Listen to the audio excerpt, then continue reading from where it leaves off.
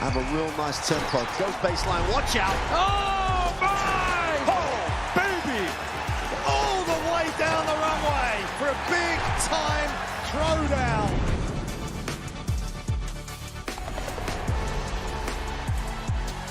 Fight Week on DAZN is non-stop action. Access all areas of the biggest fights, even before the bell rings. I hope you guys enjoy this fight as much as I will.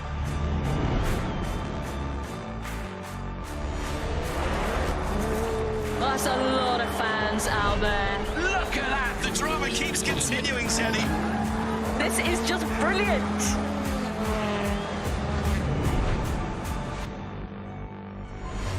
This is boxing. This is life. It's not joking. No politics, no fluff, just first to glory and a little bit of history. Cheers to that.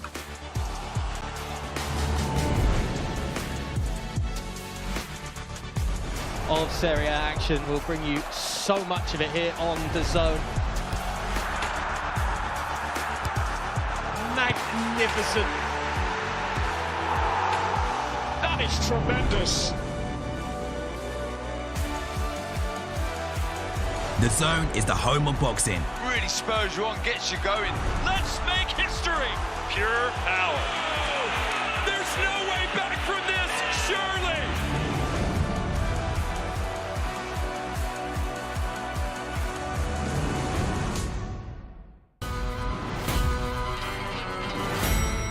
This building is a temple to Satan. What? Who are you? Rich people. They will kill you. Rated R. March 27th.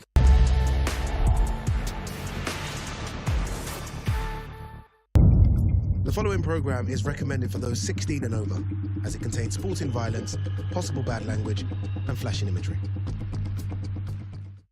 This is the moment the world has been waiting for. The judges are ready, the fighters are ready, the boxing world is ready. The fight starts now! How do you like it? So aggressive, so focused. It all comes down to this.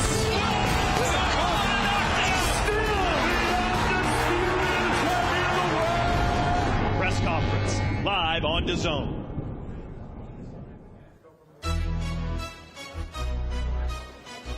Welcome to beautiful Orlando, Florida, and the Caribe Royale, where it is press conference day, double press conference day. We're here with Matchroom Boxing announcing a big heavyweight fight in April and a huge middleweight title showdown happening this Saturday at the Caribe Royale.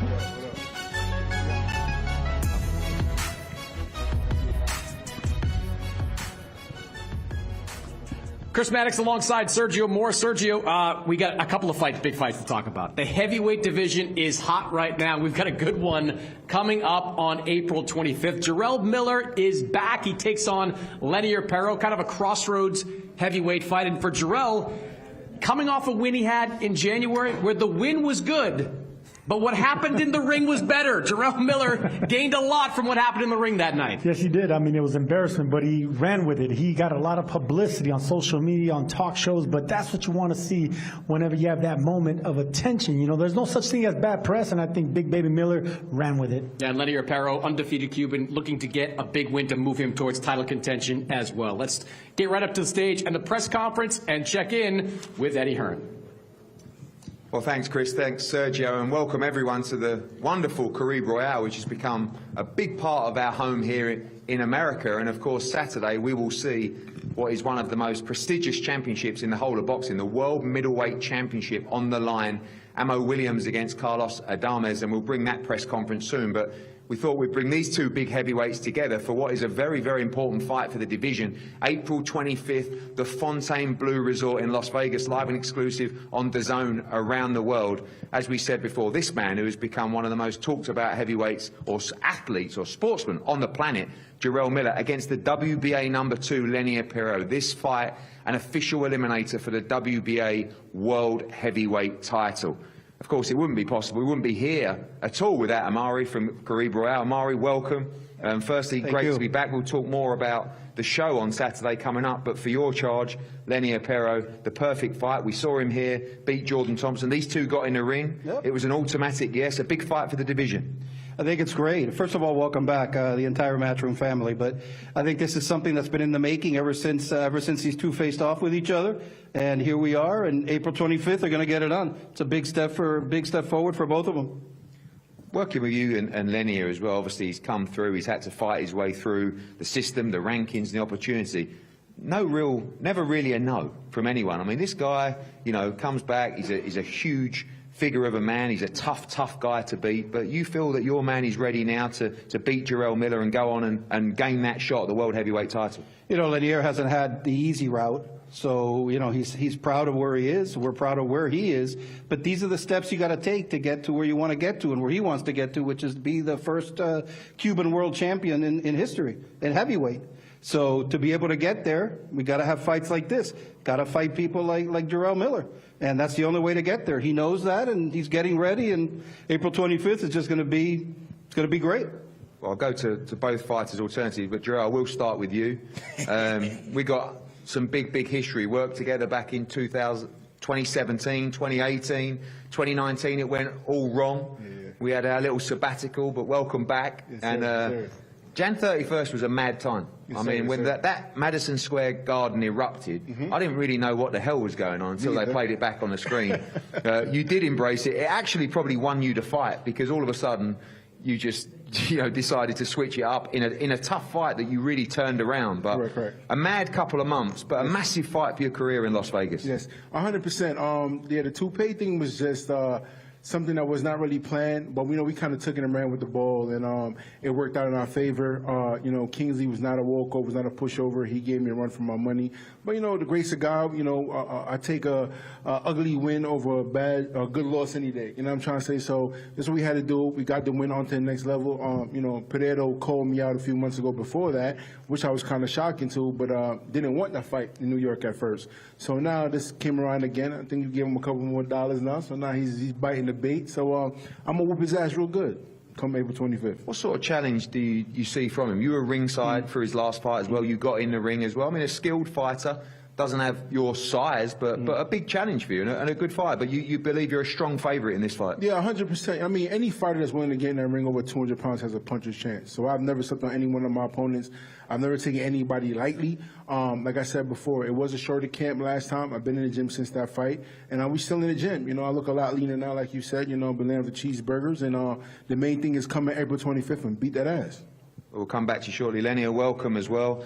In terms of the step-out fight, the breakout fight, the big profile fight, Las Vegas for you, a big opportunity, a big challenge ahead against Jarrell Miller. Sí, en primer lugar, Lenier, bienvenido. Hablando un poco de esas peleas que te hace como más popular, más conocido, la opción de ir a Las Vegas, una gran oportunidad para ti de mostrar lo que puedes hacer en Las Vegas. Bueno, primero que nada, buenas tardes. Creo que estar aquí es la oportunidad, un gran trabajo que he venido haciendo, ganando todas mis peleas. Esta oportunidad la acepté de una, no tengo derecho a decir que no, así que estoy ready para el 25 de abril en Las Vegas. Creo que va a ser un gran show y vamos a darle con todo. So first I want to say thank you to everybody that's here present. This is a really big opportunity for me, but it's an opportunity that I believe comes from the hard work that I've put in my previous fights. As soon as I heard about the opportunity, I accepted it straight away. And I'm ready for the 25th of April to put on a great show and to give absolutely everything in the ring on that date. Away from the noise, what do you think about Jarrell as a fighter and the challenge that's in front of you on April? Sí, dejando de un lado un poco el ruido que va con él, con Jarrell Miller, ¿qué opinas de él y qué esperas de él como en términos del desafío de esa noche? Creo que si me han dado la oportunidad porque él es un buen boxeador, así que para ser un retador mundial de la WBA. Y nada, acepté la pelea porque quería pelear con él, nos hemos topado varias veces en Miami y nos retamos un poco por las redes sociales y los cubanos nunca decimos que no es una pelea fuerte, así que de una estamos ready para pelear esta gran oportunidad. So, what I'd say about him, I believe he's a really good fighter. I would say that. And that's why he's in this position to fight for this WBA world title. It's a fight that I've wanted for quite a while. We've kind of crossed paths on various occasions in Miami, and we've also kind of been calling each other out on social media. What I would say is that Cubans never say no to a fight, so we're completely ready to go into that ring when we face each other. Finally, I'll say to both of you, Lenny, I'll start with you, and don't tell me that by any means necessary. How do you beat Jarrell Miller on April 25th in Las Vegas? Can you stop this man and proceed to a fight for the World Heavyweight Championship? Sí, la última pregunta es una pregunta que voy a hacer a las dos personas aquí que están en el escenario, y no me puedes decir tengo que ganar sí o sí, pero ¿cómo crees que vas a hacer en la pelea el 25 de abril? ¿Y crees que lo puedes parar en esa noche? Obviamente que lo voy a parar y le voy a enseñar a boxear. Esa noche lo voy a enseñar a boxear. Le voy a enseñar a boxear qué es lo que es el boxeo cubano, un boxeo elegante, y lo voy a parar próximamente pronto. So what I will say is that I'm going to put on a boxing clinic. I'm going to show him what Cuban boxing is on that night. I'm going to show how elegant it can be, but I will stop him, and I'll stop him quickly. Well, Jarrell, news on that, a Cuban clinic, and then he's going to beat you up, he's going to stop you and knock you out in Las Vegas on April 25th. On Jarrell Miller's interpretation of what happens, what happens? Oh, my blood is boiling now. I needed somebody to get my juices running now. It's running now. So, his name is Pedro. You know what I mean? That's dog. So, one way to beat a dog, we got to train it. So I'm going to beat this bitch's ass come April 25th. I'm going to tell you one thing. I might beat his ass so bad, he might take a one-free boat back to Cuba after this ass whooping. Trust me when I tell you this. So come April 25th, ain't going to be none of that pretty moving around. I'm going to run him the fuck over. I'm going back to the old school Big Baby style, 70, 80 punches around. He gonna try to box and be all pretty. I done seen some of his stuff he been doing in the gym. I'm going to beat the brakes off his ass. Trust me. Translate, please. Dice que eso me tiene como la sangre hirviendo, ya necesitaba que alguien viniera y me hiciera algo así. Dice que tu nombre es Perro, pero está equivocada diciendo que piensa que es perro, como el perro, y te va a como entrenar el culo porque como un perro que tiene que ser. Y todo esto de mierda de boxeo cubano te va a mandar en un buque, en un barco, para que vayas nuevamente a Cuba, y después vas a ver a alguien como tirando 70, 80 golpes cada round, y eso es lo que vas a experimentar en esa noche. Pendeo. ¿Puedo responder? Sí, Ya. Eso, obviamente, conmigo no va a pasar. Yo que realmente no tengo la cantidad de seguidores que tengo, pero los seguidores que tengo, lo tengo porque me han visto pelear fuerte. No me han visto porque se me ha caído la peluca. Tiene más fama por la peluca que por las peleas que ha echado. Así que espero que ese día 25 demuestre lo que trae y demos una buena guerra. Pendeo. So, what I will say, obviously, that's not going to happen on fight night. I know that you probably have a lot more followers than I have. You're strong on social media, but you have more fame because of that wig that fell off last time you fought. I hope you're good on your word and we can have a real war on the 25th. Shall I reply to that one again? One more. Pendeo. Whooping that ass April 25th. That's it. Listen, we look forward to it. It's a big fight for the division, a world heavyweight title eliminator for the WBA Championship, April 25th, Fontainebleau, Las Vegas. Tickets on sale today. Big card incoming in Las Vegas for these two big men putting it all on the line. We'll see you soon. Let me first say, Sergio, shout out to Kieran Simpson, our translator, best translator in the game. That wasn't easy being up there translating Big Baby Miller, but he got the job done. I'm excited about this fight. This is a true crossroads fight in the heavyweight division. Two guys that badly need a win. Two guys at the same stage of their respective careers. I think this is going to be a good one. It's going to be a good one because, look, Big Baby is better on the front foot, and he just promised right now in front of Pedro that he's going to be throwing 70, 80 punches around. He's going to have to do that against a Cuban style in Pedro, who can box and he can bang as well from that southpaw stance. Both of them are big punchers. They carry power. they're going to want to take each other out. I don't see this fight going the distance. Yeah, and I think both these guys need to look better in this fight than they did in the last one. I wasn't overly impressed with what I saw from Lenier Pero against Jordan Thompson a few months ago. Same thing with Jarrell Miller, who had a short training camp, who was in the best of shape. I like what I hear from Jarrell there, saying he wants to get back to being the old big baby. That's the guy throwing 60, 70, 80 punches per round, the most active heavyweight puncher that's out there. If he can get back to that, he can put himself in a good position. The same thing for Lenier Pero. This is a guy with a great knockout ratio. If he can get back to some of that power boxing, we could see a really exciting fight. Yeah, no, he comes from that Cuban school of boxing, but he puts his hands up. He likes putting pressure on fighters. And Miller, he's going to be punching at those gloves. Strong fighter. Who's going to budge as far as on the front foot? Both these guys are front foot fighters. Who's going to want to go and get the aggression, win the rounds?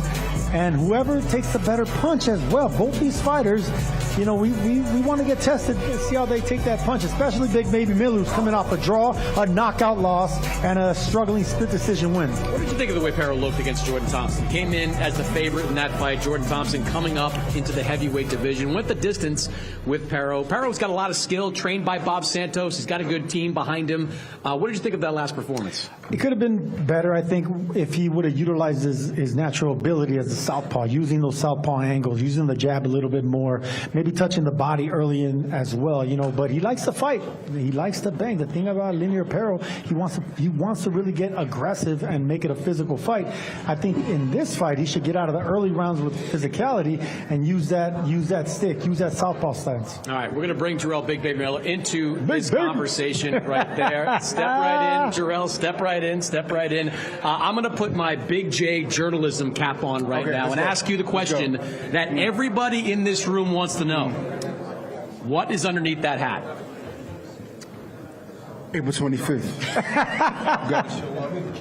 This is, can't show you right now, though. I think I got a little bit of a taste of it. You did the flip, and I kind of saw what's going up there, but I haven't 100% verified it yet. Make sure you tune in the zone, you know, get your subscription going on, and you get first glance to see what Big Baby has under the hat. Okay, I like what I heard from you up there, though, about talking about getting back to being the old Big Baby Miller, the guy that we know that threw 60, 70, 80 punches per round. We didn't see that guy in January. You still were able to get the win.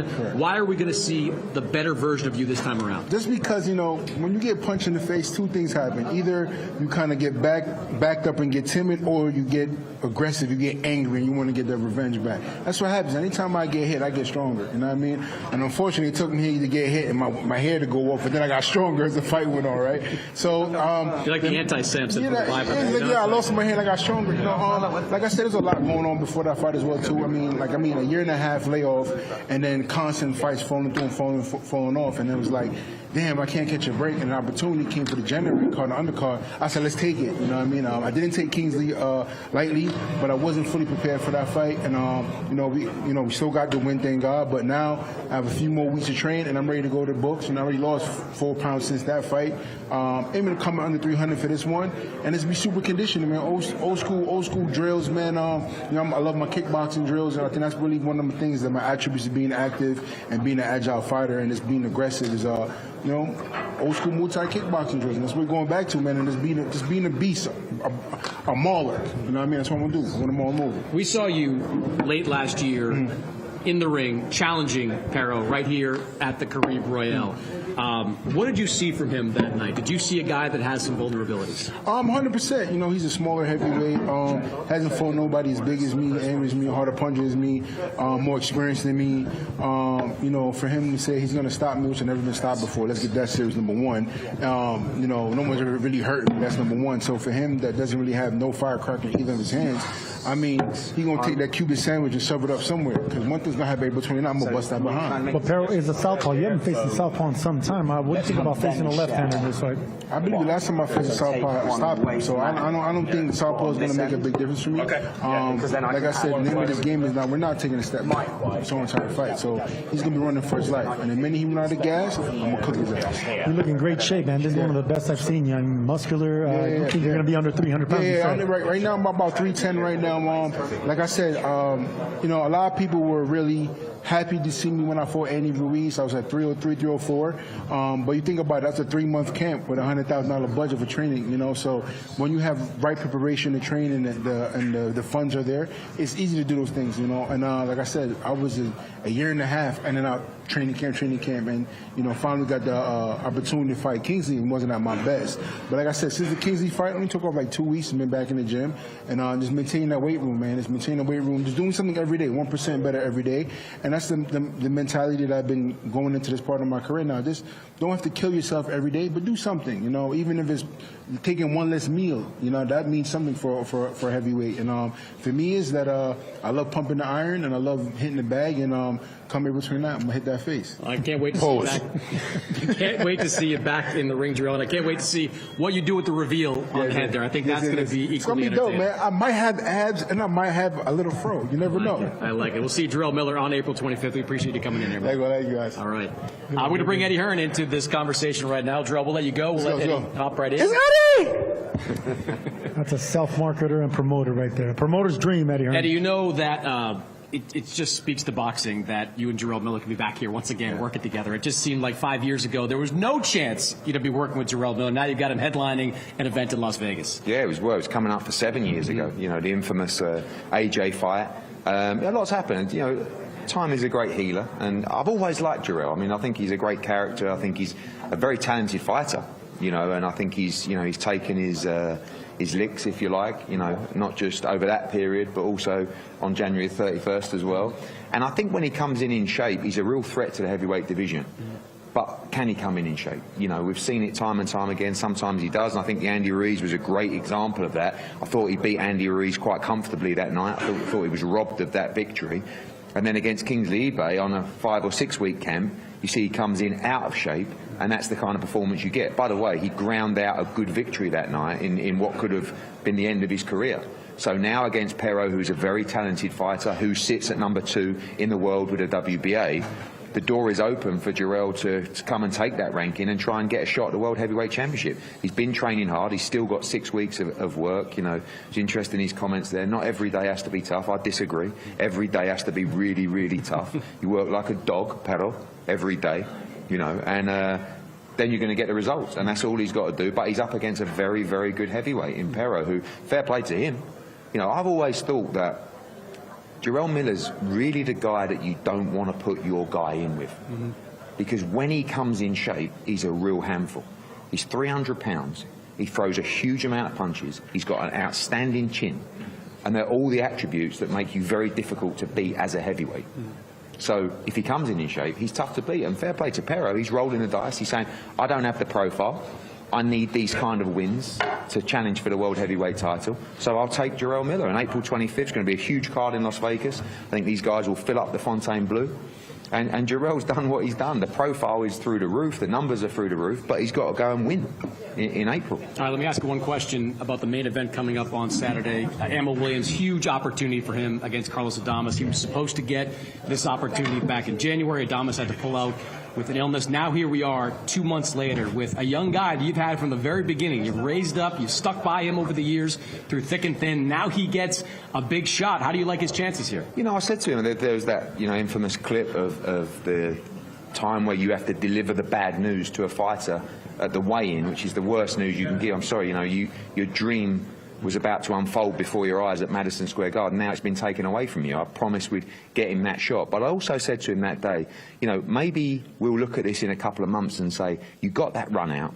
You got that experience at Madison Square Garden. You come into this fight as a better fighter, maybe more prepared than you are tonight. And they don't really understand that at the time, but I think that's really what's happened. On the other side, Adames, we don't really know. You know, he pulled out on the day before the fight. I mean, I'm going to be asking him soon what happened. We never really heard what truly happened. Did he mess up the weight? Was he ill? Maybe we'll ask him. Maybe injury, yeah, whatever. But one thing's for sure, Carlos Adames is an outstanding fighter. And Ammo Williams will take a step up to a level he hasn't boxed at yet, other than Hamza Shiraz. Potentially, I thought Adames beat Shiraz because I felt like he underperformed that night, Hamza. But Adames is very experienced. You just got to be a dog in there. You just got to find a way. You've got to hang with him. You've got to try and combat the skill, which is very difficult against Adames. You've got to try and trade with him. You've got to beat him up on the inside. You just got to not give in and find a way to break him. And if there's an injury to the arm, if there's the weight's tough, you get there. You know, it might come in the 9th, the 10th, 11th. But you just got to keep going and keep finding a way. And that's the kind of fight this is going to be. I don't think that Amo's going to necessarily go in there and just outbox Carlos Adames. He's got to go in there and somehow find a way to make it happen and become the WBC World Middleweight Championship. This is a major, major title. If Amo can become World Middleweight Champion, it changes his life forever.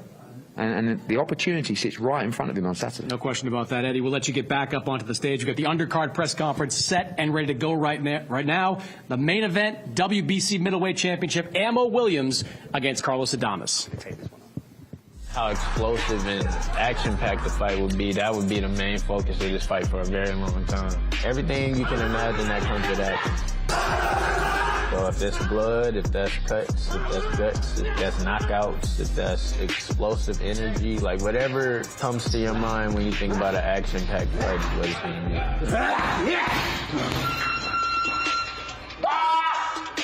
He did a face-off. I looked at him, you know, I thought he was a certain type of person. And then he turned away and he shouted out, "Easy work, easy work." Cuando digo trabajo fácil, no es que un peleador fácil, sino que no voy a trabajar tan duro como trabajé en el gimnasio para ganarle a él. You don't really understand what I'm here for, man. Yo estoy aquí y él está aquí.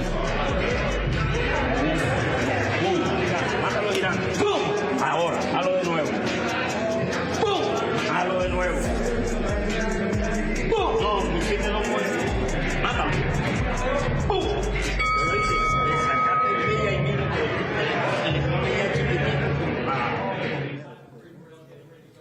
Undercard press conference, Saturday's main event, topped by Amo Williams going up against Carlos Adames for the middleweight championship of the world, but a terrific undercard ready to go here on Saturday. Tara Moana, the terrific, unbeaten, perfect knockout record from Australia. He takes on Curtis Harper and Jacob Gomez.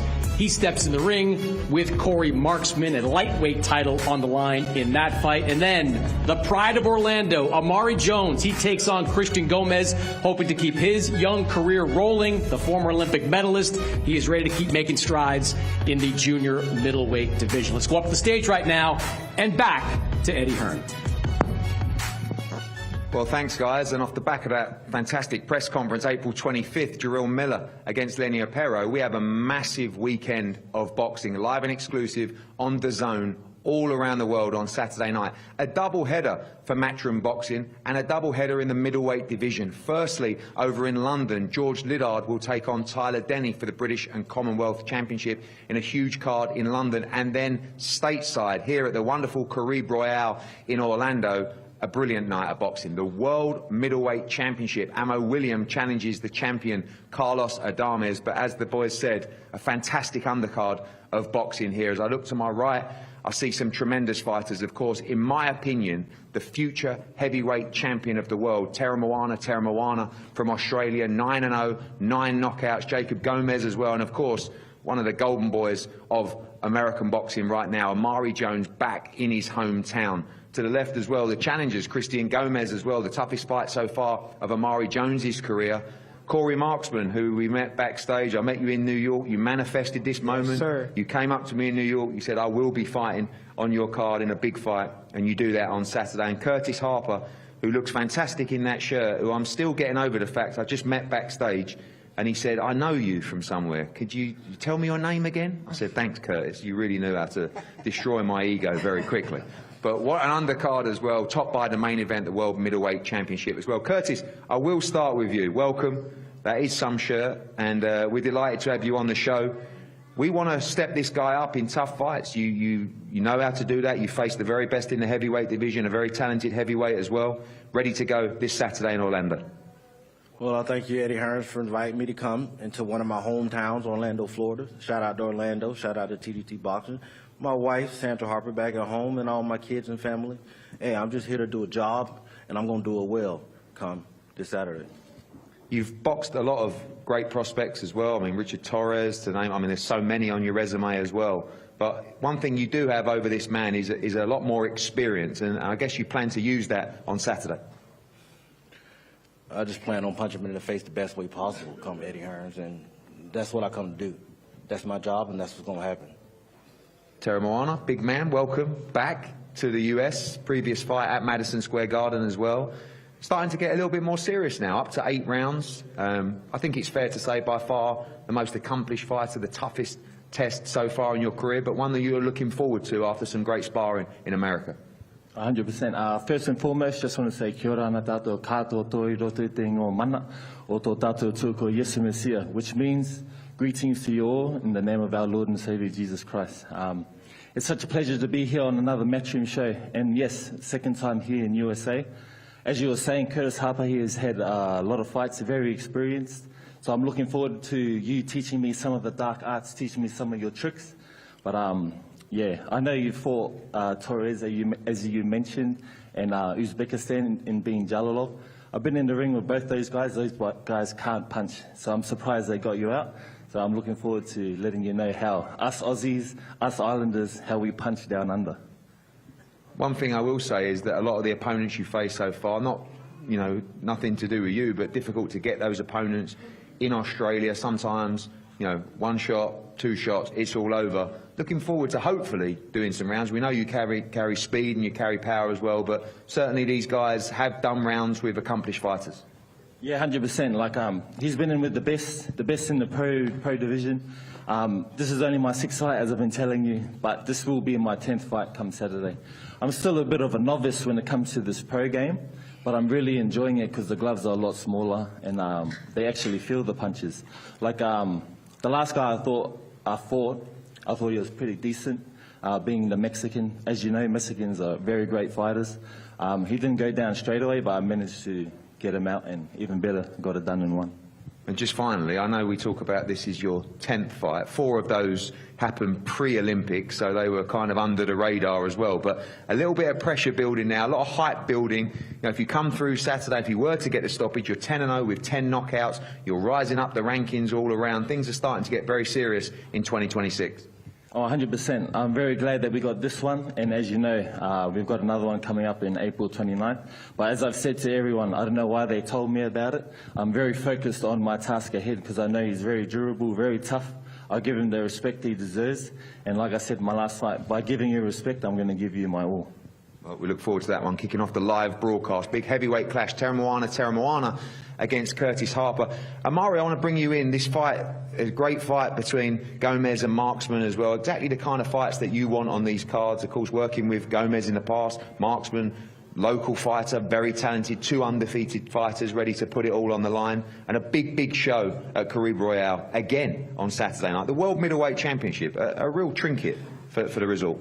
This is exactly what we at Caribe wanted to bring to the Central Florida area, and by working with you, it's happening, and it's happening on a consistent basis. So we're really happy about that, and not only for the hotel, but for the entire Central Florida area and the state of Florida, that we bring in people from everywhere for these fights. So number 1, thank you. Number 2, I think this is going to be one of the fights of the night. Seen Jacob Gomez fight, great fighter from Puerto Rico.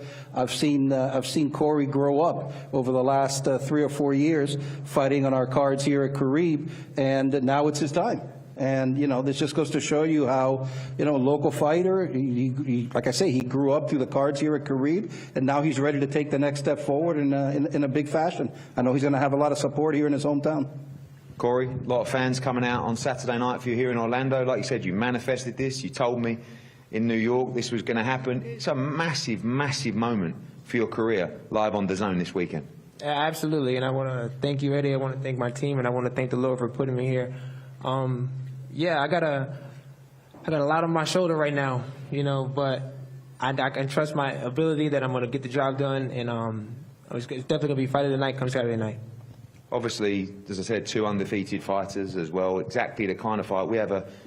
Neither guy officially a matchroom fighter, but we have a pretty standard mantra: is winner stays on. And winner definitely stays on in a fight that is full of fireworks as well. We expect that from Gomez Marksman come Saturday. Absolutely. You're talking to the winner right now. We just ain't crowned myself yet. Well, the winner, apparently, but over here, Jacob Gomez, welcome. Heard a lot about you as well. Undefeated fighter, coming into really his backyard. There'll be plenty of Puerto Rican support as well, but ready to put on a show for the fans around the world on DAZN this weekend. First of all, I want to thank God, thank my team, and thank you, Eddie, for the opportunity. But I know this is his backyard. I know that. We sparred a few years ago, so I know he's from here. But the real winner is talking right now, so stop it. You're going to see it Saturday night. You're going to see it. So, of course, it's going to be the fight of the night, and the winner's right here. I want to just say, you know, obviously you're both not matchroom fighters, so I want to go back to that sparring, because I'm sure as every spar that takes place, there's two sides to the story. What do you expect from him? What do you know about him as a fighter from those spars, and how do you see the fight unfolding? Of course, that sparring was like 2 or 3 years ago, so I know he's different now, but I'm different too. So he's not going to fight the same Jacob he sparred a few years ago. So I'm a different guy right now. Educate me. What do we expect from Jacob Gomez? You a puncher? You can outbox him as well? I can do whatever you want, Eddie. If you want a boxer, I want to see big, dirty knockouts. That's what if you want a boxer, you're going to get a boxer. If you want a puncher, you're going to get a puncher. So it's on him if he want to fight or if he want to run. Ain't nobody running over here.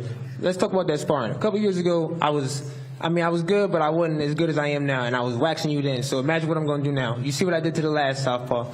You a southpaw, and I was just out there in Vegas with the best southpaw in the world. So imagine what I'm going to do on Saturday night. Does he have power? Not enough to stop me. He fighting little guys. You know, he coming up from 130, and he not even hurting them guys at 130. So imagine how I'm going to feel at 135. You really ain't got nothing for me. And then that's why you smiling over it, because you know it. I'm not the same guy. And neither am I.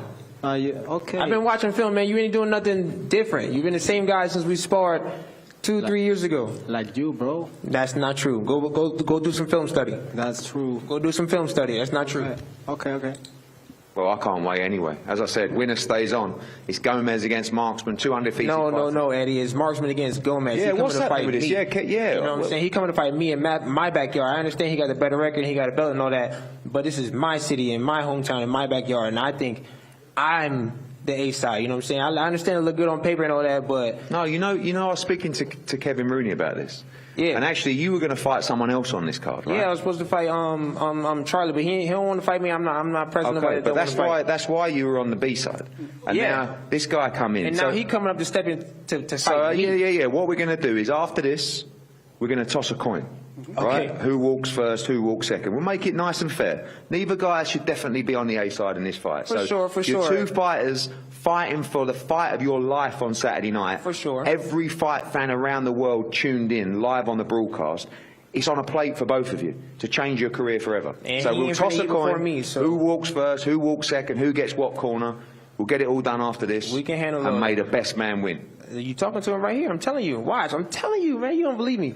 You don't believe me, I'm telling you. Watch, it's going to be fight of the night. One thing I know, we're going to find out in 2 days' time. We're going to find out. So make weight and be healthy. Good luck to both. Can't wait. Appreciate it. Now, we go on to this man to my right, Amari Jones, the local hero. I mean, I saw him and in the Paris Olympic Games. I just thought, wow, what a talent. Already now 5-0, been completely faultless. And we said earlier on, when you look at prospects coming through, so often they are just fed easy nights, right?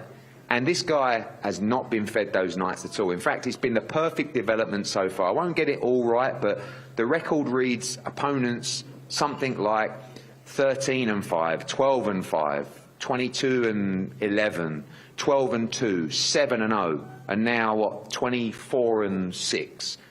These are just 6 and 8 round fights. Now, these are fights, these are opponents that most guys coming out of the amateurs, coming out of the Olympic system, would be fighting in their 14th and 15th. Yeah, look how excited people are getting already.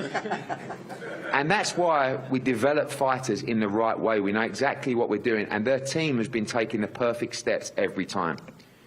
Now, this time, we look up against Christian Gomez, who's just coming off 2 10-round victories. This is a tough fight for Amari's first 8-round fight in his hometown. Christian, welcome. you're coming up against a great fighter, but one that has a limited professional resume. You have all the experience and coming off some great wins ahead of this fight on Saturday. Sí, en primer lugar, bienvenido, Cristian. Vas a enfrentar a un gran boxeador aquí, que tienes aquí en el escenario, pero tiene poco experiencia. Tú tienes toda la experiencia y vienes de unas victorias buenas también, que te pone preparado para sábado por la noche. Pues antes que nada, quiero dar gracias a Dios por permitirnos estar aquí una vez más. Gracias, Eddie. Pues venimos bien preparados, como siempre, vamos a dar lo mejor de nosotros y pues nada, siento yo que cuando eres buen boxeador, aunque tengas poca experiencia o mucha, arriba del cuadrilátero es donde se demuestra eso. So before I go any further, I'd like to say thank you to God for allowing us to be here. Thank you also to you, Eddie. We've come in with a great training camp here, as always, ready to give our best. And I feel in terms of being a good boxer, we can talk about being good boxers, but I really do believe that you show what type of fighter you are once you get into the ring. Thank you, Christian. Amari, you know, if you took this guy in your 13th, 14th fight, over 10 rounds, I would be very happy with this opponent. You've continued to step up, and you do it again on Saturday night. Of course, so special fighting back in Orlando as well. But as I said to Terramana, things getting a little bit more serious now. Your first 8-rounder, and by far the toughest test of your career so far. Yes, definitely. First off, I want to thank God, my team, my family that's here. And I would say it's definitely the biggest test right now. My last fight in Vegas was a 7-0 guy, and we was actually supposed to fight him in that fight. But now we're here. I got the victory against an undefeated guy. Now I'm here, and I'm ready to be tested. We had a great camp, and I'm ready to show my skills and put on for my city and, you know, show us the banger show. You've done so much already. Like when I think about this cards that you fought on, you know, whether it was Boots in Atlantic City, you know, Las Vegas before, of course, here as well. Everything's been kind of perfect, but tough to think that you're actually only 5-0 still. You know, there is a long way to go in that development, but that last fight as well, good to come up against an undefeated fighter who had a lot to say as well. It's the first time I've seen you, you know, fire back in those press conferences, but all part of the game, and that kind of experience valuable in tests like this. Definitely. Just to go those rounds, those 6 rounds, I feel like I graduated from the 6 rounds, and now I can step into the 8 rounds fresh. Had a great training camp. I sparred some of the top level professionals, future world champions, major prospects, you name them. I sparred them, and it just shows how serious we are to get prepared for this fight. We know he's coming to fight, and I plan to stick to our game plan and what we do. Well, biggest test of your career so far, and we can't wait, of course, the World Middleweight Championship on the line, but what an undercard as well, as we said, the big heavyweight clash, Terramana against Curtis Harper. The 2 undefeated fighters going for it all, Gomez and Corey Marksman as well, and Amari Jones steps up against Christian Gomez on a brilliant undercard, as we said, preparing for the World Middleweight Championship. We're going to break now, back to the guys. We'll face everybody off at the end of the press conferences. Up next, Amo Williams and Carlos Adames right here. Sergio, and I am here for this Marksman-Gomez matchup. You have not heard of Corey Marksman or heard of Jacob Gomez before this press conference started. You are tuning in on Saturday. I love the winner stays on attitude that Eddie Hearn attached to this fight. You always like to see undefeated fighters face each other at this point of their career to see who's the goods, who goes forward and becomes a fringe contender, gets the bigger paydays, and who takes a step back and has to learn a little bit more on the job. Big stage for both these guys because they don't have that promotional deal, that promotional push. They want to get these big fight dates, these opportunities, but they got to show out. Well, let me ask you this. Does sparring matter? Because we just saw those two guys talk about some sparring sessions that they had years ago. You sparred many top fighters over the years. Does sparring matter when it comes to getting into the ring for a real fight? It actually does, especially if you've done it more than one time. If you guys know each other, then you're familiar with each other's power and timing and size and all that stuff. But if it was just one sparring session or maybe 2, then it doesn't matter because you could have an off night. It was just one of those nights that you didn't show out. So it depends how many sparring sessions they had. If it was just 1 or 2, I'm not going to read too much into it. If they know each other very well, then expect a war. They seem to know each other pretty well, and I'm excited to see this one play out. I think it's going to be fireworks from the opening bell. All right, Amari Jones is kind of the headliner of this undercard for good reason. The Orlando born and raised prospect, 2024 U.S. Olympian, bronze medal in the 2024 Olympics, 5-0 in his young career, 4 knockouts, but was pushed to a decision last time out with the full 6 rounds for the first time in his career. I know it's hard to kind of really grasp what we have in a young fighter this early in his career, but what have you seen from Amari Jones early on? That he's mature, that he knows how to fight like a taller fighter, strong fighter. He knows how to set up that right hand responsibly.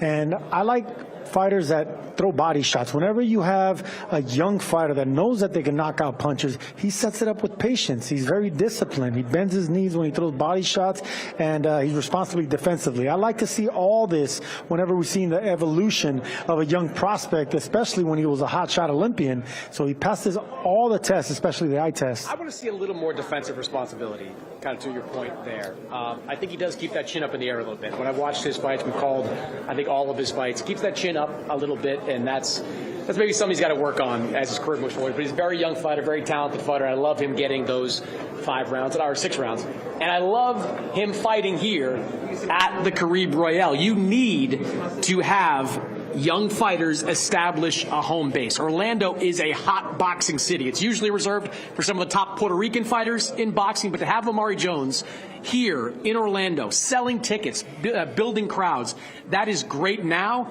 and is going to be tremendous for him as his career continues. Every promoter wants to do that whenever they have a hotshot signing. They want to build him in his home base. They want to put butts in seats. They want to make him a ticket seller. Amari Jones has, I think he has the power, he has the height, and you talk about his chin a little bit exposed. It's not that he's exposed, he's a tall fighter. He fights, he knows how to unleash that right hand. So in a way, he can't fight small. He needs to really get that leverage behind that right hand. So I have no issues with his stance or the way he fights. I like everything about him, and I think he's a future star if he continues knocking these guys out, especially a 30-fight veteran. This is going to be a big test. Yeah, I love it. I love him getting these fights. I love him fighting here at the Caribe Royale. I think it's only going to work out well for him. I think if his career continues the way it looks like it might, he is going to be fighting for a world championship here in Orlando, Florida. All right, I think we're set for the main event press conference. WBC Middleweight Championship on the line on Saturday. We've got Ammo Williams going up against the veteran Carlos Adames, a huge step up for Ammo Williams and Carlos Adames' chance to prove that he is still the king of the 160-pounders. Let's go back up to the stage and Eddie Hearn.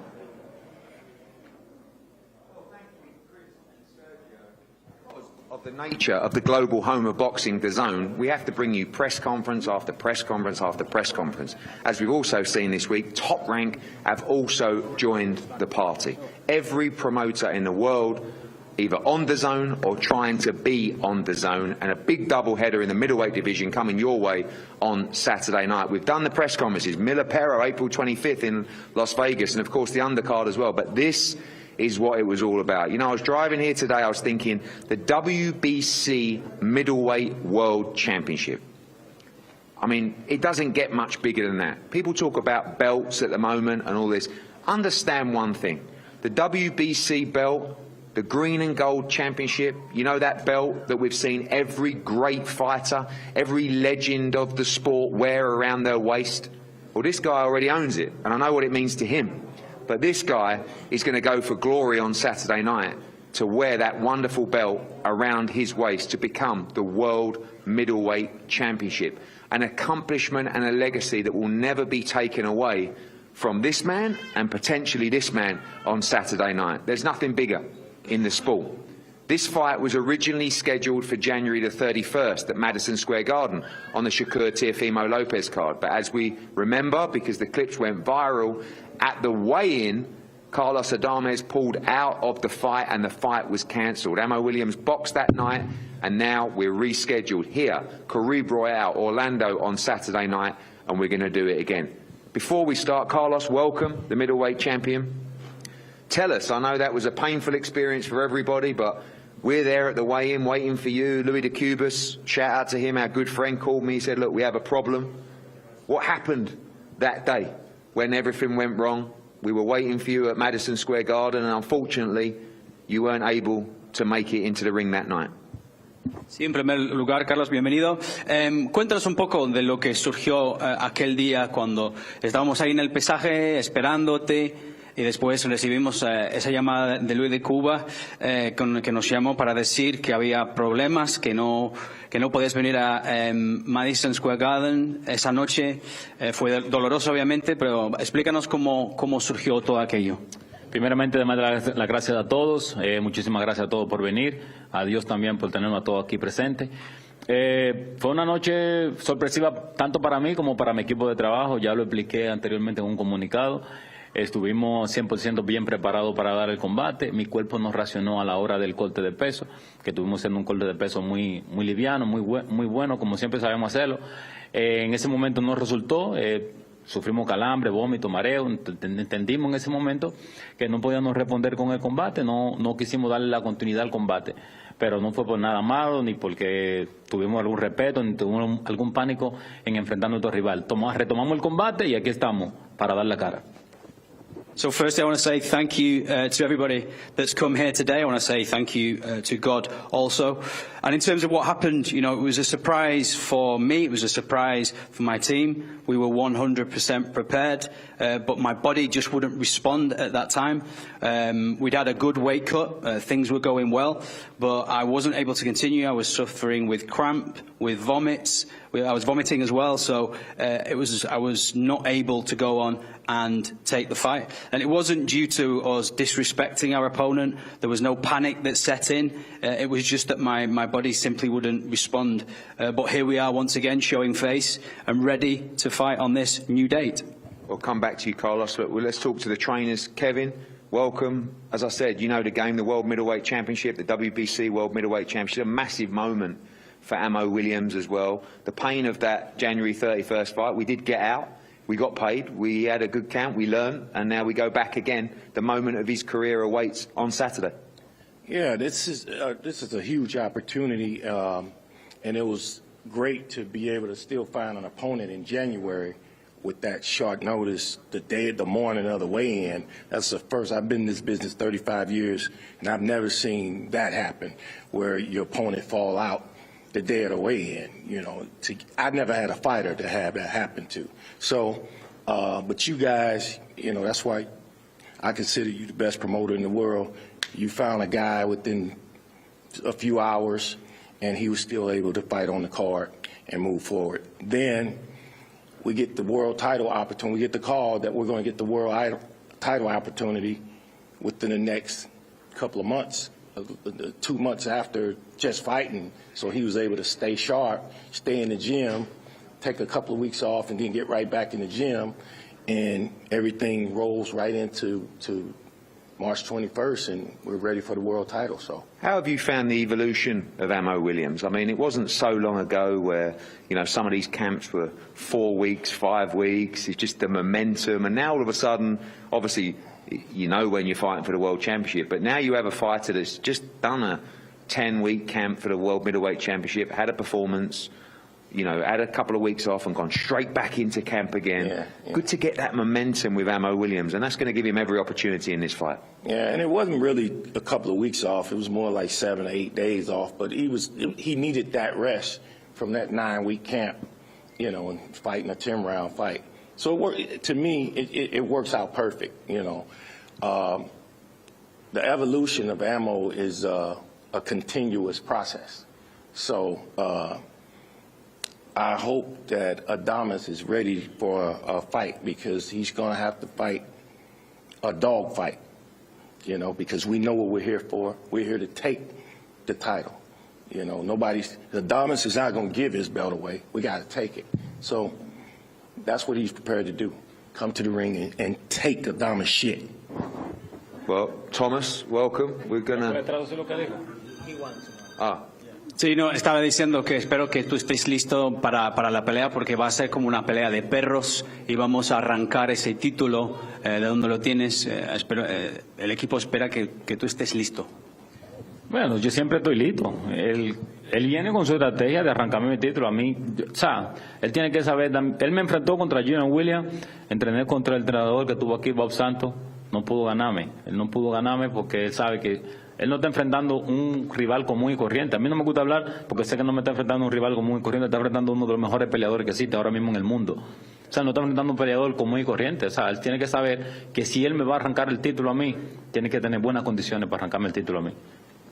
Saying that you need to have good conditions to be able to take the fight away from him. You need to realise as well, you know, we've got opponents that I've faced before that you weren't able to. We'll talk about Bob Santos and people that you faced before, and you weren't able to stop them. But I am one of the best fighters that's around at the moment. So if you want to rip that title away from me, you need to be sure that you have the conditions to be able to do that. Amo, we'll come to you shortly. Thomas, just a few words from you as well. They say they're going to come and make it a dog fight in there, rip the title off your man. Big moment, big fight. Well prepared for victory? Este es un momento, debemos darle la gracia a Erigen, a DAZN, a darle la gracia a Dios también por permitir a Carlos que esté bien aquí de salud. Y esto es una pelea que todo cambió. Esta pelea, cuando se canceló, Amon ha tenido la boca tanto abierta que ha hecho enojar a un león. Y él va a tener muchos problemas. Carlos está listo para esta pelea. Y Carlos pelea por gloria, por respeto, por la admiración.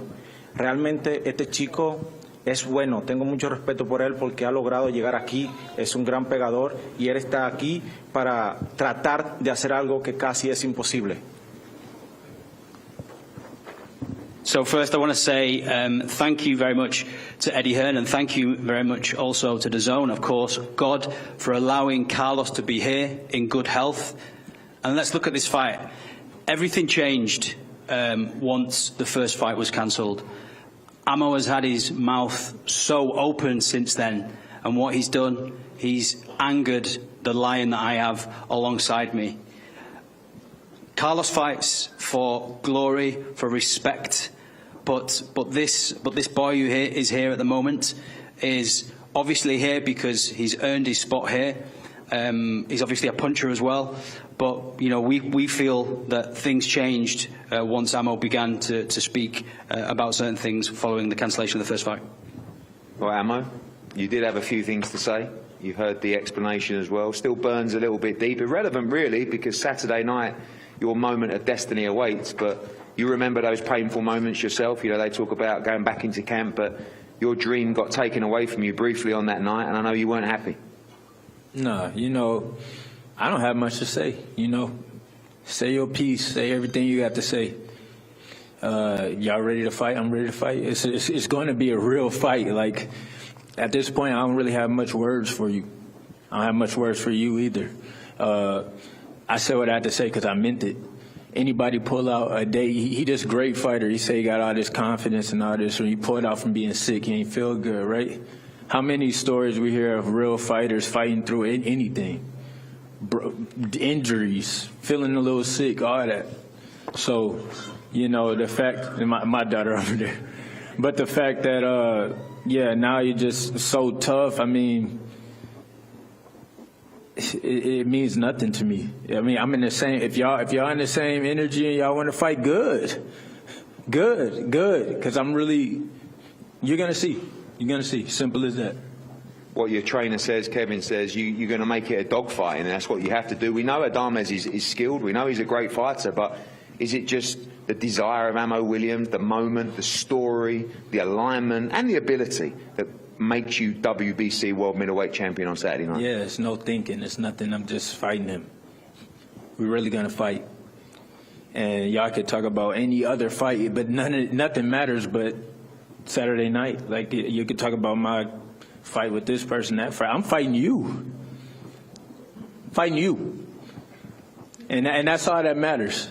So you can try to build your confidence from any other event, but this is happening. Like, bro, I'm about to hurt you.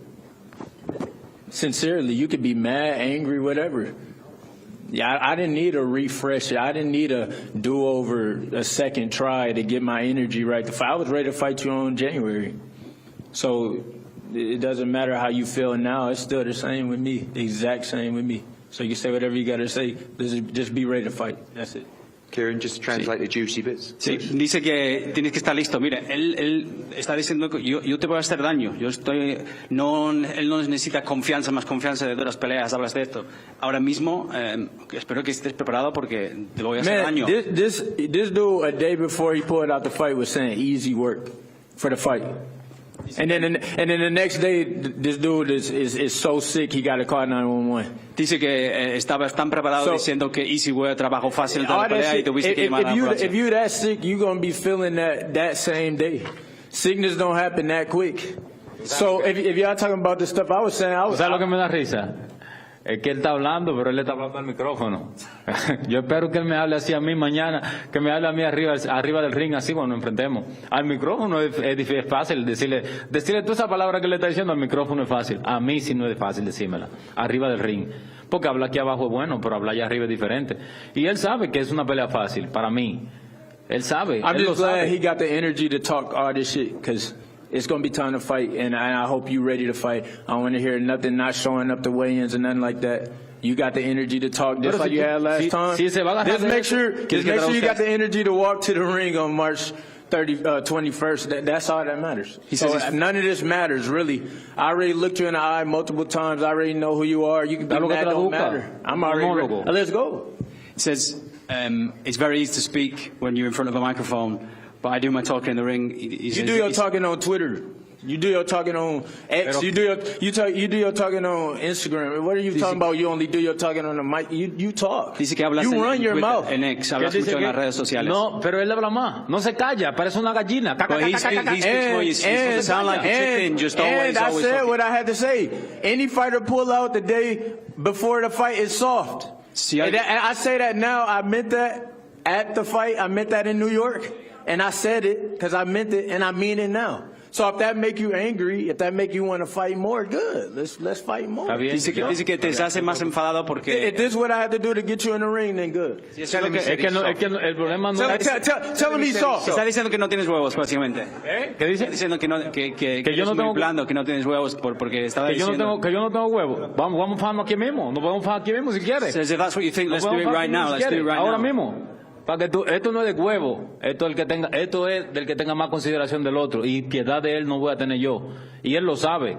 Él sabe que no tiene el talento, no tiene el nivel, no tiene los rangos para pelear conmigo. Está peleando conmigo porque le está dando la oportunidad, pero él sabe que no sale conmigo. Tú sabes que no sale conmigo. Pull out the next day. Tú sabes que no sale conmigo. Don't run your mouth talking about easy work and shit. No importa lo que tú digas aquí abajo, no importa lo que tú digas, es lo que tú digas allá arriba. It's important what you say up there in the ring. He says, and you know that it will be easy work for him. All right, so we're going to definitely be in the ring on March 21st. Mejor sea que te According to him, we're going to definitely be in the ring. Mejor sea que te acuerdes muy bien lo que tú digas aquí abajo, para que lo diga allá arriba. Carlos dice que seguro que vamos a vernos en el cuadrilátero el sábado. Pero solamente va a haber un solo boxeador ahí arriba, y ese es Carlos Adame. There'll only be one boxer up there, and that'll be Carlos Adames. Okay. Kieran, make up some more shit. Oh, okay. Listen, fantastic. Good luck to both. This is a World Middleweight Championship. But finally, tell the world what happens in Orlando on Saturday night. Bien, buena suerte para los dos, pero di al mundo qué va a pasar aquí en Orlando este sábado. Esto va a ser una guerra. Esto es una guerra de dos gladiadores. Esperemos que haya un gladiador. El problema es que nada más hay un solo gladiador. No hay dos gladiadores. El único gladiador aquí soy yo. Esto es un grillito que pusimos a saltar y le vamos a demostrar lo que es un verdadero peleador. ¿Entiendes? O sea, esto es una guerra. Si él está dispuesto a pelear, va a tener que aguantarme a mí arriba 12 rounds completos. Si aguanta 12 rounds. Sabemos que tú no vas a aguantar 12 rounds. Sabemos que tú no vas a aguantar 12 rounds. I'm going to knock Carlos no va a aguantar 12 rounds. So Carlos said it's going to be a war on Saturday. Sabemos que tú no vas a aguantar 12 rounds. I'm going to knock Carlos Adames out. Sabemos que tú no vas a aguantar 12 rounds conmigo. ¿Que tú me vas a moquear a mí? You cannot do 12 rounds with him. He said it'll be a war between two gladiators. I'm going to knock Carlos Adames out. ¿Que tú me vas a moquear a mí? Said you're going to knock me out. So there's going to be a war between two gladiators, but there'll only be one true gladiator in there. And, you know, when we go in, you won't be able to do 12 rounds with me. And if you want to beat me, you'll have to go 12 rounds, but you're incapable of going 12. All right, that's a lot of words. Eddie already heard what I said. I'm going to porque tú eres un monólogo. Es que tú no te callas. Es que tú no te callas, déjalo que le hable. Because you never shut up, that's why I can't get a word in, he said. Carlos said that, not me. There you have it. Carlos. You good, right? You're healthy and everything. You're in shape. ¿Estás bien de salud? Your weight is good. ¿El peso bien? Gracias por preocuparse. Dígale que gracias por preocuparse por mí. Thank you for worrying for me. So we won't be calling No vamos a llamar a ambulancia. None of that tomorrow, right? Ya le dimos una primera oportunidad, la segunda oportunidad no va a pasar como pasó en Nueva York. He said we gave you an opportunity. No va a pasar como pasó en Nueva York. No va a pasar lo que pasó en Nueva York. No lo esperen, que no va a pasar lo que pasó en Nueva York. Don't hope that what happened in New York happens. We don't need to hear what happened from me. We don't need to hear what happened from me. No, we don't need to hear nothing. Tú necesitas hablar conmigo, que soy tu peleador, no con mi entrenador, es conmigo, que soy tu peleador. We already asked him what happened. Fight, right? So I tell the trainer what happened last time.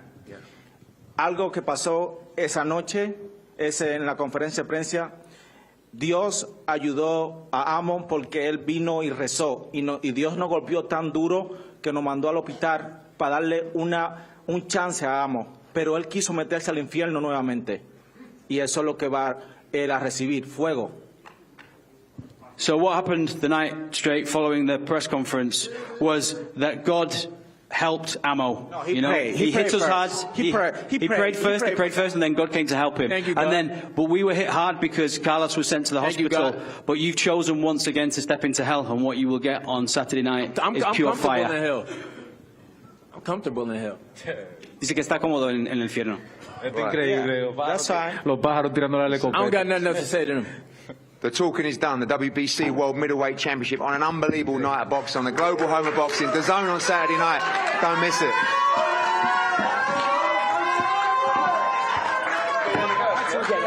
I just want to get some of these chairs out of the way.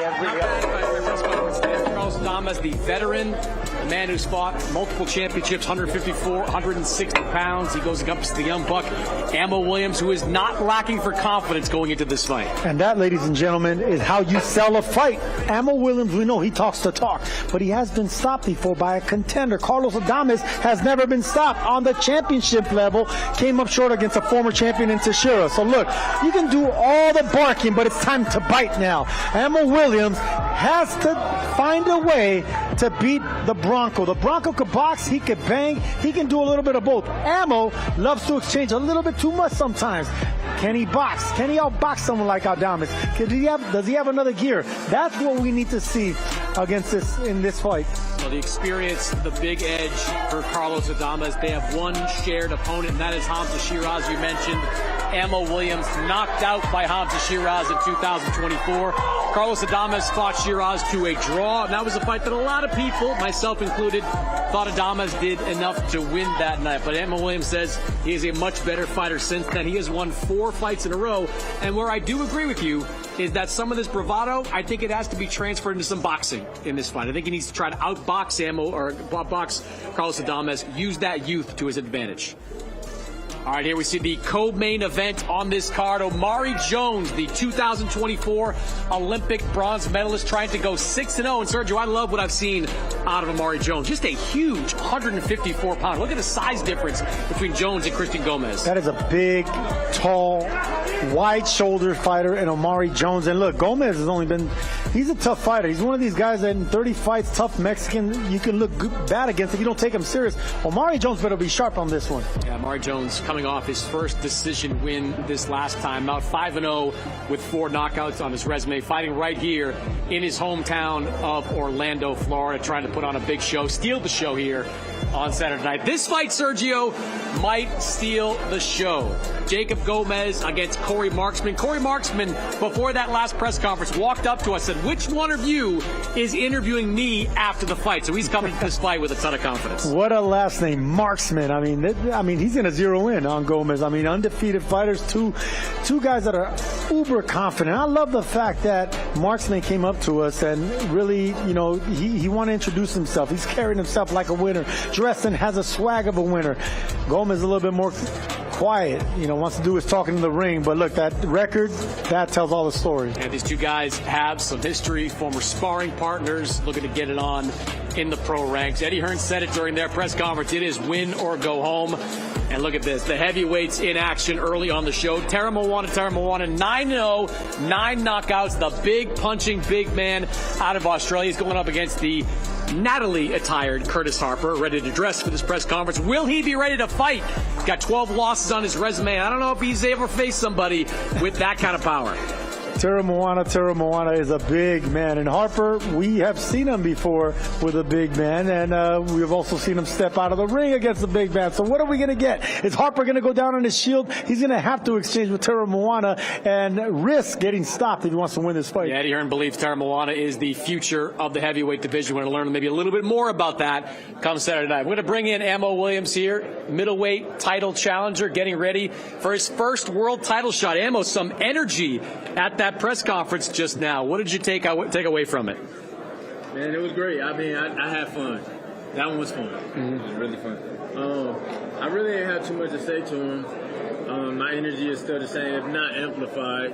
It would have been one thing if he went through what he went through and just, kind of respected the situation. But he started talking more after that. After you pull out of a fight, I'm like, you pull out of a fight, and I mean, you should be the main one, kind of just taking a more respectful approach. We always out there, everybody invested in the fight.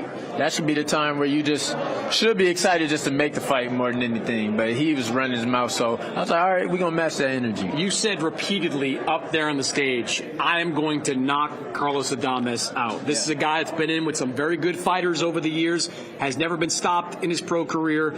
What gives you that confidence you can be the first person to do that? I just know. There's some fights that get me going this way. And y'all know, it's been different energies and different fights for me. I'm sure y'all have seen it. I know y'all have seen it. And this is one that is just, I'm totally activated. I have every reason to give everything to a point of like, no, this is like a fight. Like if I seen this dude in public, in the street somewhere, and there was no one to stop, a referee or nothing like that, and you got to fight, and like stuff can happen where I can lose my life right now. I got to go. That's the energy, and I love that because I needed something to spark that. I needed something to give me that for a fight of this magnitude. Before it was more so about the technicalities, and even in that last fight it was good because I got to really work on proper form and not getting ahead of myself and things like that, but now I can just totally let loose. Amo, you're a tall, very long southpaw. You're dealing with a switch hitter in Adames. Do you expect him to fight you from the southpaw stance to orthodox stance? Did you have sparring partners that were switching styles on you? Yeah, I did. I had some sparring partners. I had a really good sparring partner, Cuban, Telez. You probably know him, Telez. Southpaw? Yeah. Extremely good. Yeah, okay. But Yoenis Telez, he would switch a lot. This was my first camp, and he would switch. But now knowing, in this fight I do have the height and reach advantage. So if I wanted to keep it on the outside, I could. But I know I'm not going for that type of fight.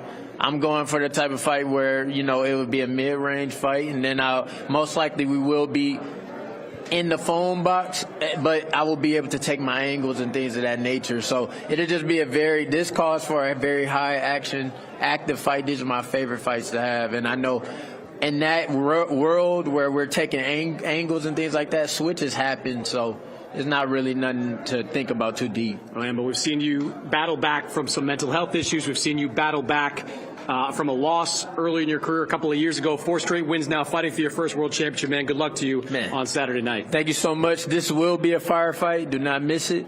And more than just a fight, you can make it through anything. I say that to all of my fans. You can make it through anything. Life is not easy for anyone.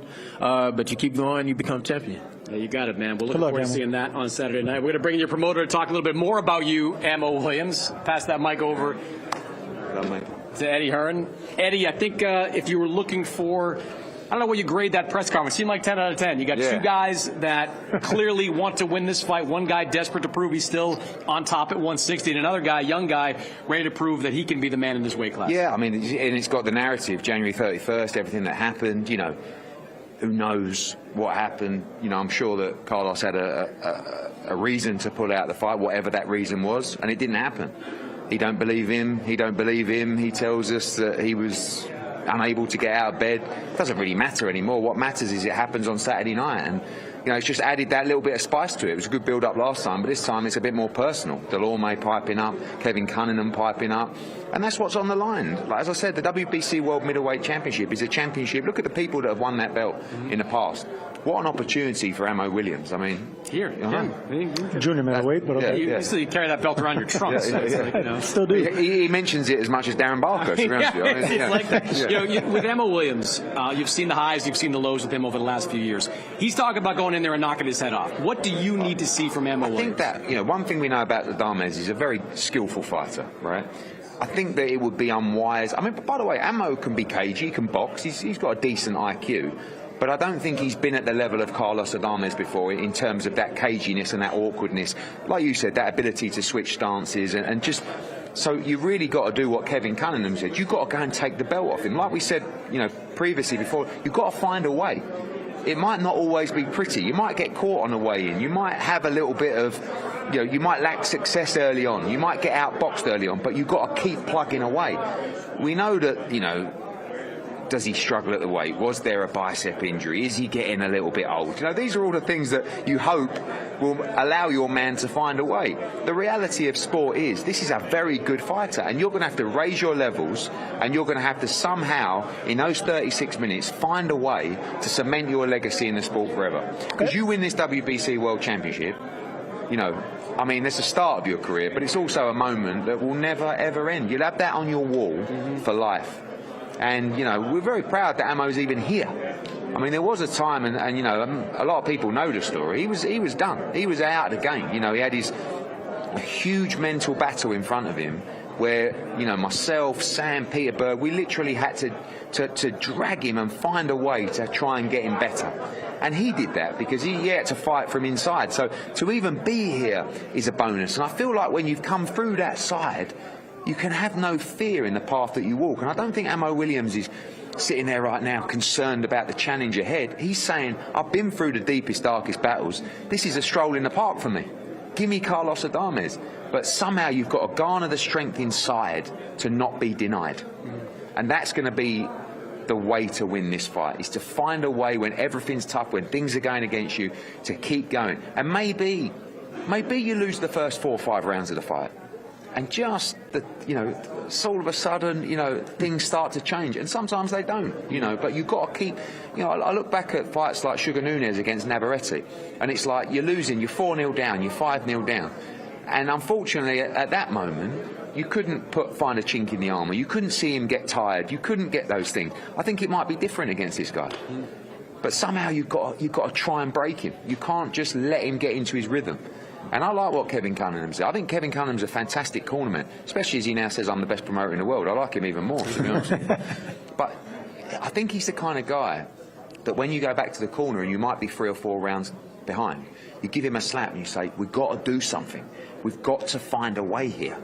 They're not going to be going into the 10th round just 10-0 down, and they're going to try and win this fight by taking the belt from him. And that's why you're going to get a great fight to watch. Kevin Cunningham is a drill sergeant in that corner, and if anyone needs it, it's Ammo. But do you think Ammo could outbox Adames? Adames had that almost 300 amateur fights. Yeah. We know that Ammo got a late start in boxing, less than 50 fights. Do you think that experience, the longer this fight goes, it's going to work against Ammo, and does he need a knockout to win? There's a couple of interesting things you said. One is, we know this guy's a master boxer, the amateur pedigree. He has also had 300 amateur fights. Do you know what I mean? There are signs physically that there has been a little bit of a demise in this guy. I don't think he's quite as fresh as he once was. So you've got to put those chinks in the armour. If you just let him outbox you, if you just let him get in a rhythm, he's going to coast this fight. He's going to pick you off. And you saw that a little bit against Hamza Shiraz. Hamza, I think was done at middleweight anyway, just kind of let him get in his rhythm. He didn't really do enough. You can't allow him to do that for too long. But unfortunately, you've got to take chances. And when you take chances against a good fighter who's a good counter-puncher as well, you're going to put yourself at risk. But guess what? You've got no choice, mate. Because otherwise you're just going to lose rounds. Right. So it's like, you don't want to... sometimes you hear a fighter say, well, I didn't want to get countered on the way in. Mate, you're walking into the kitchen, you're going to get burned at some stage, and that's what you've got to do. You have to roll the dice. Ammo's a sharp puncher. I'm not saying he's like the biggest puncher in the division, but what he can do is have explosive bursts, especially in an exchange, right, where he can really hurt people. And if he lands clean in those exchanges, he will hurt Carlos Adames, and he will be able to force a stoppage. But he's got to be in there, and he's got to be in the mixer, and that's dangerous. But that's going to lead to a great fight, because I think the first couple of rounds will be just that. I really do. I think you're going to be, looking over at you guys, and you guys are sort of going, rough start, because, it's just getting into the levels. But also, who's to say that Adames isn't in his flow? When did he last box? Been over a year. Yeah. So, and he's just pulled out of a fight on January 31st. You can't say he's in his full flow of momentum right now. There'll be question marks for him. So this is as much mental as it is skill. It's just a case of and Kevin's right. Make it a dogfight. Yeah. Make this guy who might be getting a bit old, who isn't got momentum, who might be questioning himself, whose body might be break him down. But by doing that, you're going to run into a whole load of stuff as well. But guess what? That's the fight game. It's going to be fun. Whole lot of action in the main event. Middleweight championship on the line here at the Caribe Royale. All part of a terrific 4-fight card on Saturday night here in Orlando, Florida. Begins with Tara Moana, the big heavyweight, taking on Curtis Harper. Big test for Tara Moana. Jacob Gomez, Corey Marksman. You heard Eddie Hearn earlier. The winner stays on in that fight. It's personal between those two guys. And Amari Jones, the 2024 Olympics bronze medalist, trying to make another move in the 154-pound division, takes on Christian Gomez. And at the top, Carlos Adames defends his title against Austin Williams. We were supposed to get this in January. We get it here in March. A terrific fight for the WBC World Middleweight title. It's all Saturday night live here on DAZN. We're rescheduling this fight if the worst comes to the worst. And if we have to wait 2 or 3 months to fight for the WBC World title, listen, we'll take it then. Do you know what I mean? And maybe you're even more ready than you are now. You have my word, whatever happens, we will fight for that WBC World title. Ready to go. He is